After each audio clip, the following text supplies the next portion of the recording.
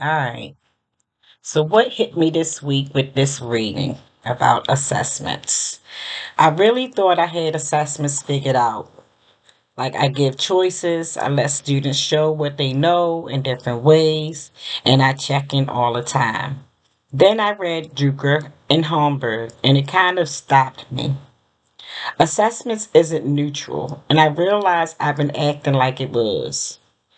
I knew that on an intellectual level, but in real life, the way I ask questions, who I wait for, and how long I give kids to think all shape whose learning actually gets noticed. In special ed, where students already get overlooked way too often, that hits harder than I want to admit.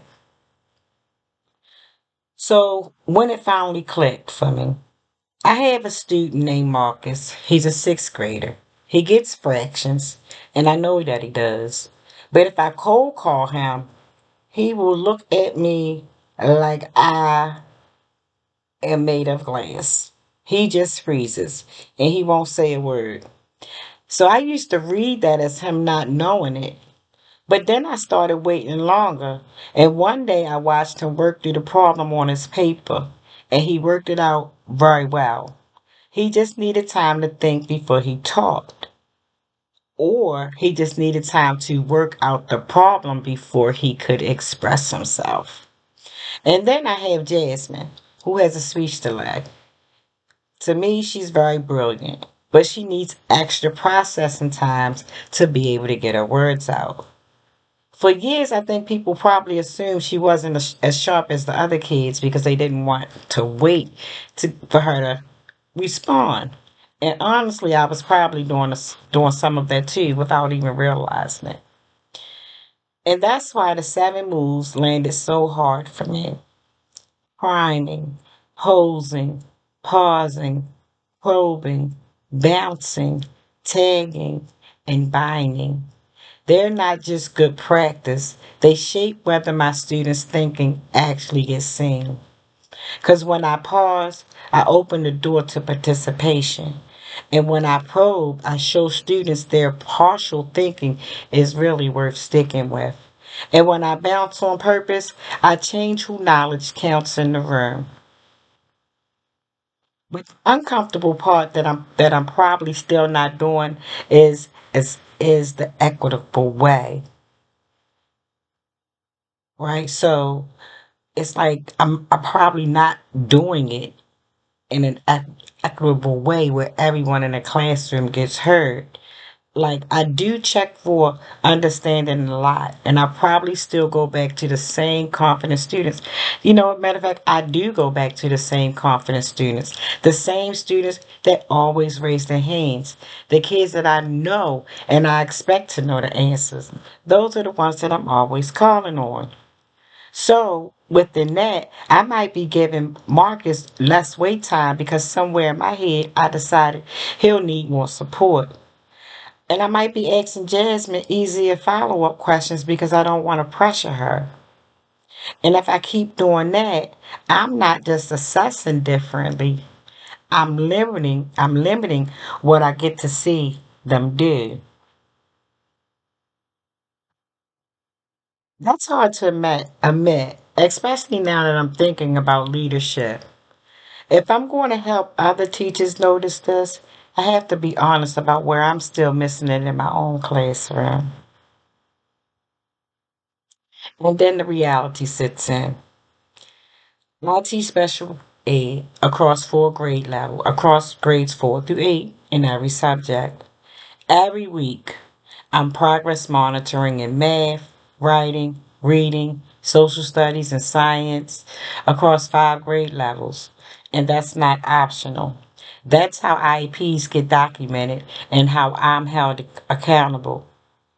Drucker and Holmberg's moves requires presence, real pausing, real probing, real attention. That's hard to keep up when I'm moving between students, grades, and compliance demands all day. Francis and Hood are right that over testing can hurt learning. Wiggins is right about authentic tasks. But I can't just stop progress monitoring, and I don't have unlimited time to redesign assessments across 5 subjects and 5 grade levels. So here's the real tension. The research paints this beautiful picture of equitable, intentional assessments. My actual day is compliance forms, sheer volume, and time I just don't have. Mm. So, where I'm starting to think differently, I definitely don't have this figured out, but I'm starting to think the answer isn't doing everything perfectly. It's being strategic. What if, instead of trying to use all 7 moves everywhere, I pick one subject and one grade level and got really intentional there? What if I focus on pausing and probing in my 5th grade math block and watched whether I started hearing more from my quieter students? Hmm. What if I looked at my progress monitoring and asked myself whether I really need to check every standard every week? Maybe fewer, more mm, purposeful checks would actually give me better data. What if I not design one authentic task each quarter, something that actually matters to my students, and use that to see what they can really do? That doesn't make the constraints disappear, but it does change how I move inside them. I can be more deliberate about which assessments matter most, and more intentional about how I run them, and more vocal about what needs to change. So, does this mean for me as a leader?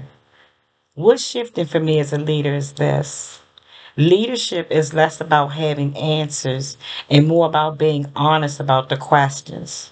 It means admitting where my practice is getting challenged and actually changing instead of just nodding along with the research. If I want to help other teachers think about how assessments shape participation, I have to be real about how hard this is. I have to model what it looks like to keep pushing towards equity while working inside real constraints.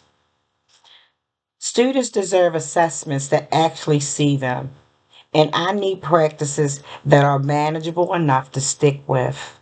I'm still figuring out how to hold both, but I'm figuring it out, and I'm figuring it out loud. And honestly, that feels like the right place to start. And one day, I'm going to get it right. Thank you for listening.